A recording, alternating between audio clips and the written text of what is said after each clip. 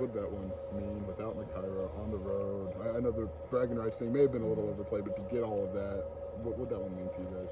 No, I said it, after the game, it was a really big win for us. Obviously, just because of the game and being on the road against a really quality opponent. I always have had a ton of respect for, Robin and the program she's built there. And I knew how good they were going into it. So for us to go in there in that environment and to beat a really quality team that I think is an NCAA tournament team, that's what was big for us.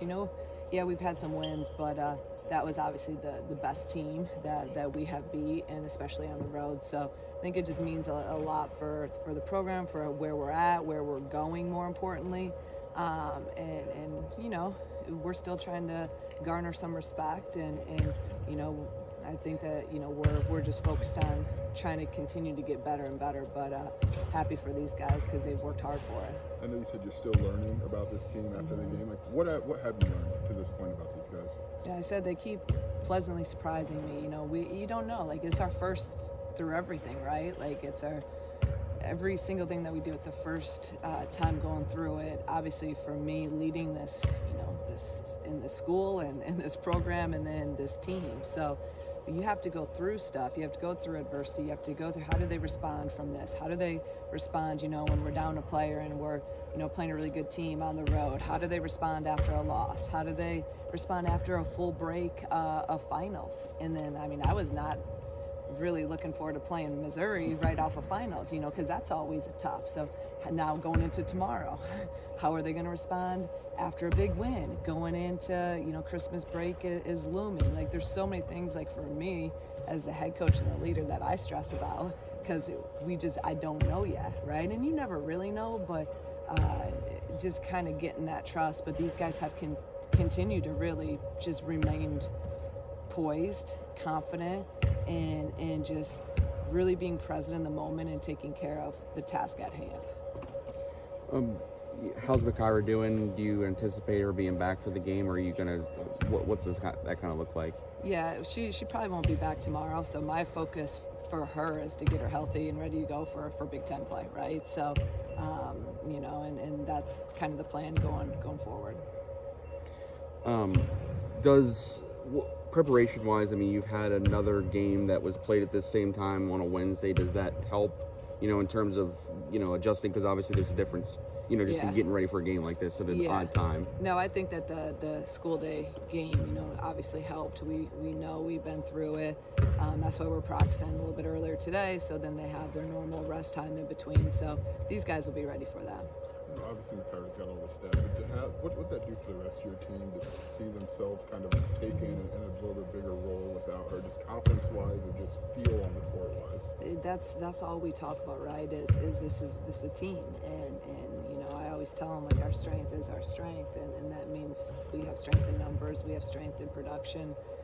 So you can, whether let's say Makaira's out there, or they try to take away Makaira, they try to take away Jen, they try to take away Kendall. We have other people that can produce, and that's what makes teams really good teams. And when you can bring Genesis off the bench, Jada or Jayla like I did last time, that's when you got something pretty good, is when you can bring some really good players and essentially have seven or so starters. So I just think it gives everyone confidence in themselves, confidence in each other, and confidence in the team. What kind of game like Bryn had on Sunday with 12 points, what can that do for her moving forward? Because I know you've emphasized shooting the ball more. Yeah, and she was ultra aggressive on Sunday, and it was awesome to see. Again, I've seen her now for 2 years just go off in practices. I've seen her make 23s in a row, just shooting, the kick and flat out shoot the ball. A lot of with her is the confidence. So you saw that the other day, that one went in, and she was calling, screaming for the ball on some of those kickouts. And for her to get going and for her to be a threat, that's one more person obviously that is capable of scoring points, but now she's capable of scoring from three.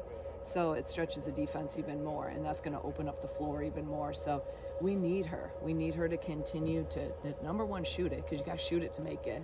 And then, hopefully this gives her confidence going into, it's great. If she can have that confidence going into Big Ten play, I'll take it. That bucket from Adalia right before the first quarter ended, that kind of got your run going into the second quarter. How big was that after, Missouri kind of went on a run? You get that bucket to kind of just get some momentum back.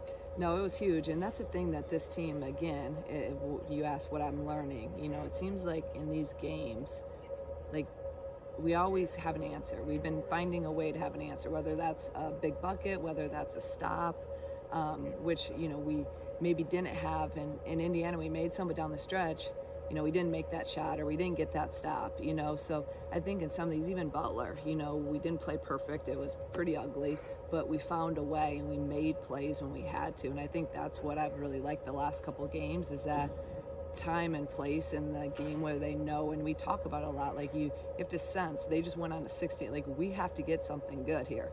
And with Dell, putting that in now gives us momentum going into that third. You recruited Kendall for a while. Obviously, this goes back. What makes her such a good rebounder? Is that something you've always seen out of her, even dating back to trying to get her out of high school?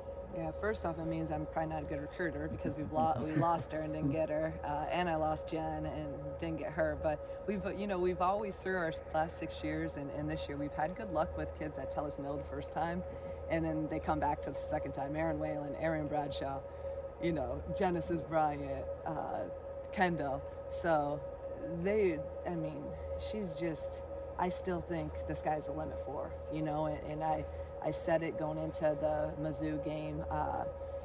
We needed her to score. I thought she had to have a double-double in order, us to be in a position to win the game, and she did that with 14 points and 10 rebounds. So her ability to rebound, being really undersized, is just, some of it, we try to stay on her about holding her box outs, and some of it's technique, but a lot of it's just ingrained in her and something special that she has.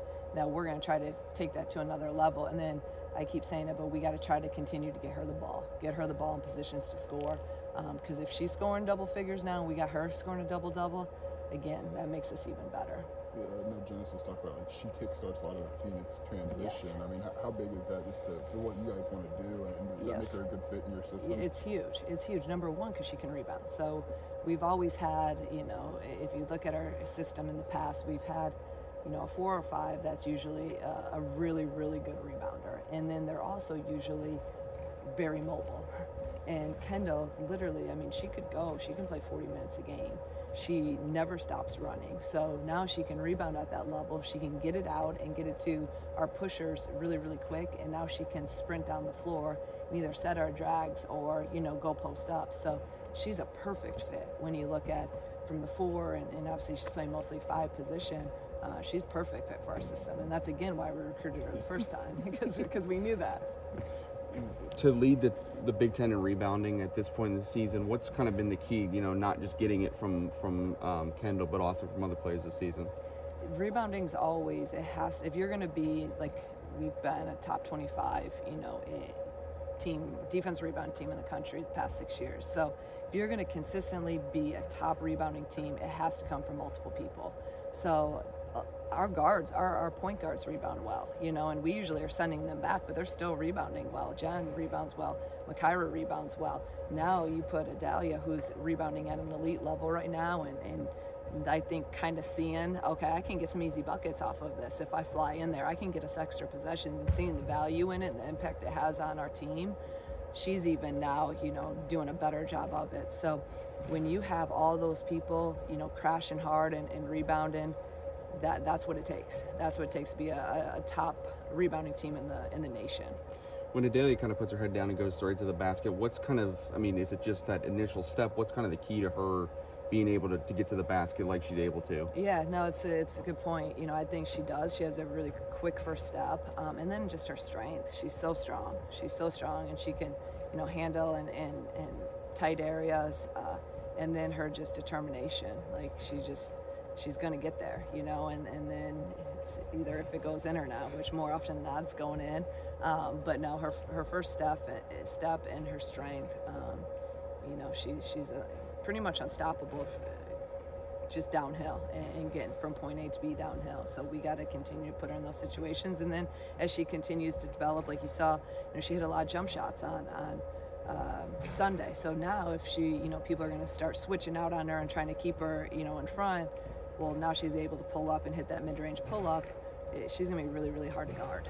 The broadcast got a video of you kind of encouraging, we'll say, Genesis to go faster. She hit a 3 right there. She give you a hard time about that? You know, I swear every time I tell them to pull the ball out or do something and then they shoot it, it always goes in. So I'm fine as long as the shots go in. But, you know, I thought at times we were just playing a little bit slower at Missouri. And I'm like, no, let's go.